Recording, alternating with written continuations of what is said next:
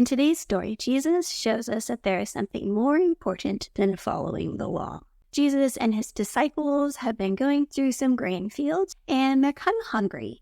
And so as they're walking along, they see that the grain is ripe, so they just snap off the heads of the grain as they're walking, and they just nibble on it for a little snack. Now, this day that they were doing this was the Sabbath day, the day that God said, don't do any work on the Sabbath day.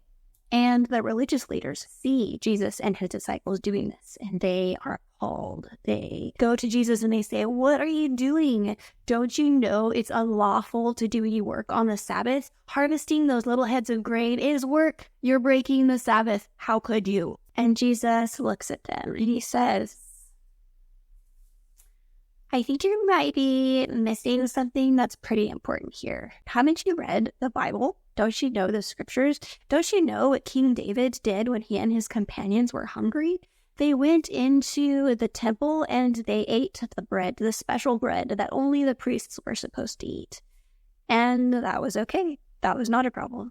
And what about this? Haven't you read in the scriptures that the Bible gives rules to the priests about what they should be doing on the Sabbath day? But they are constantly breaking the Sabbath, but they're always innocent. You're missing the part of the law where God says, I desire mercy and not sacrifice. So go and think about those things, because if you really understood that mercy is greater than following the exact letter of the law, mercy and loving each other and honoring those people around you, you would not condemn people who are innocent. So Jesus and his disciples continue on their way. And let me pause for 1 minute. I would love for you guys to go back and read this passage for yourself and ask yourself, what does this passage teach you about God and about humanity? And if you really believed this passage was true, would anything change in your life because of that? And could be that while you're reading this passage, you might think of somebody who would be encouraged by hearing this story. So go and share it with them and see what they think. And I would love to hear what you guys are learning from the Bible, so please post in the comments below and let me know what you learned. So back to the story. Jesus is continuing on his way. He and his disciples, they go to the synagogue, the place of worship. And there, when they get there, they find a man who has a shriveled hand. And the Pharisees are watching him, and they know that Jesus likes to heal people and has compassion on people. And they heard what he just said about mercy over sacrifice.